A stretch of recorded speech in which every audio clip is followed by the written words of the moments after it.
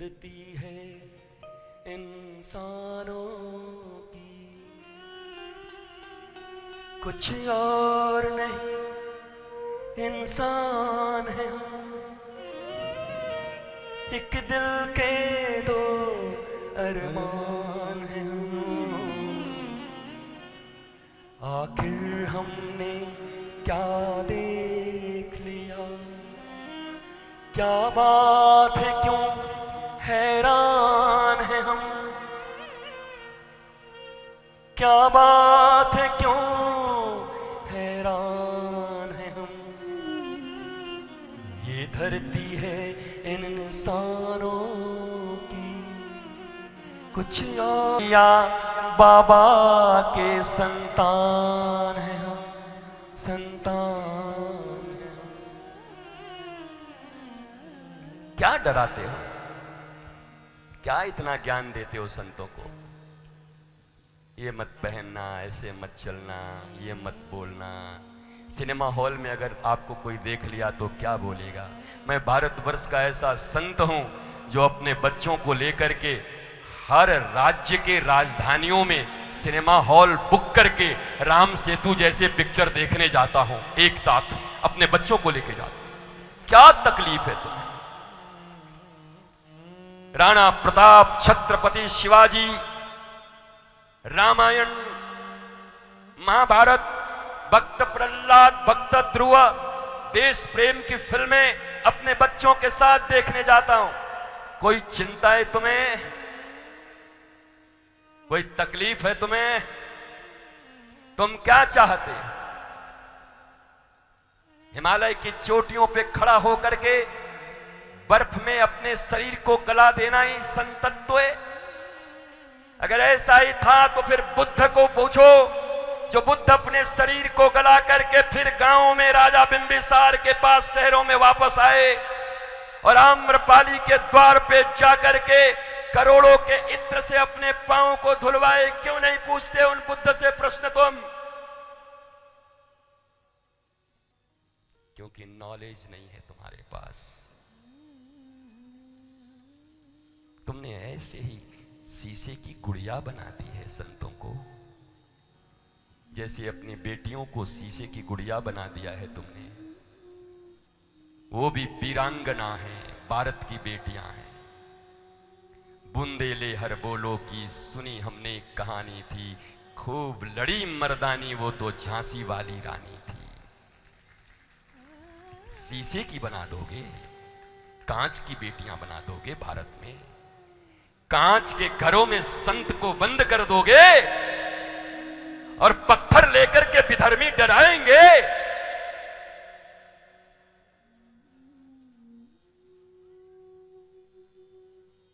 इस देश में आत्महत्याएं होती, हीरो हीरोइन करते हैं तो एक बात समझ में आता है कि वो अज्ञानी होंगे। वो बॉलीवुड के और हॉलीवुड के हीरो हीरोइन है। मर्लिन मुनरो, उनके पास ज्ञान की कमी हो सकती है, लेकिन कोई साधु, कोई संत, कोई भगवान का दास, उसके जीवन में अगर दाग भी हैं तो उन दागों को भी लेके सामने आएगा वो।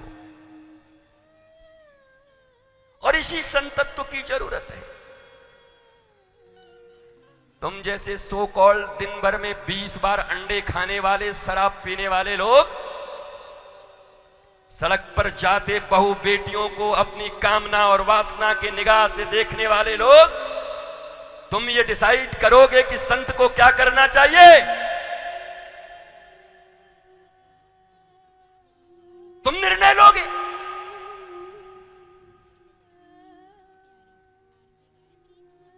हंस अकेला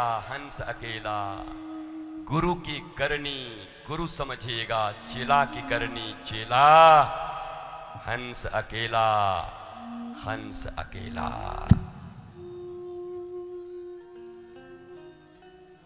लोग पूछते हैं मुझसे, पत्रकारों ने सैकड़ों बार सवाल पूछा है, बड़े बड़े नेशनल मीडिया के लोग, कि आप बॉलीवुड के ऊपर बोलते हो। मैं सारे बॉलीवुड को कभी खराब नहीं बोलता, बॉलीवुड बहुत अच्छी है, उन्होंने बहुत अच्छी फिल्में दी हैं, संपूर्ण रामायण दिखाया है, बच्चों को राम से परिचित करा दिया जो कभी नहीं देखते, महाभारत से परिचित करा दिया। अच्छी चीजें भी होती हैं पर बुरी भी होती हैं, बुरे का विरोध है, अच्छे का स्वीकार है, यही तो जीवन है, यही तो होना चाहिए।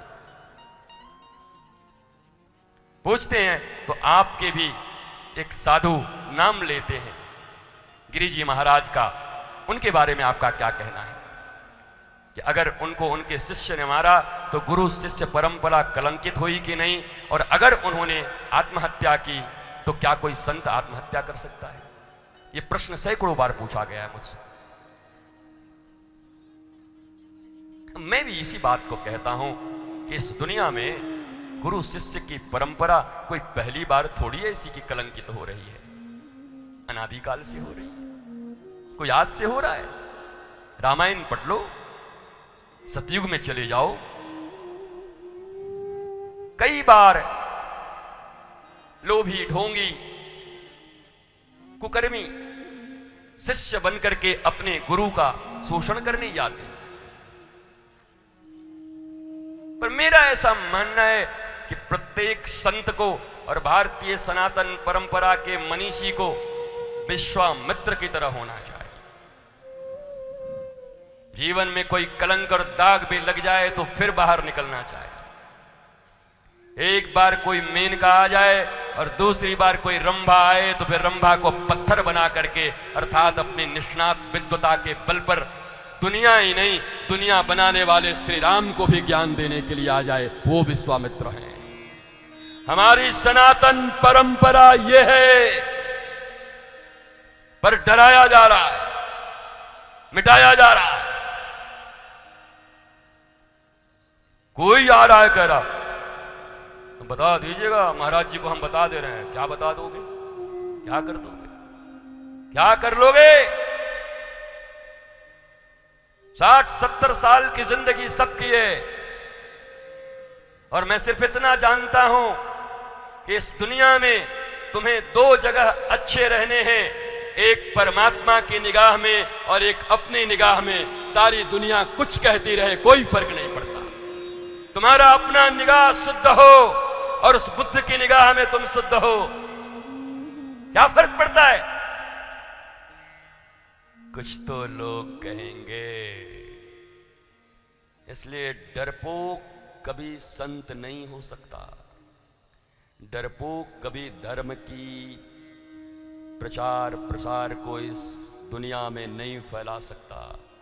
कोई धर्म भीरू आदमी कभी भी जीवन में सनातन संस्कृति को आगे नहीं बढ़ा सकता।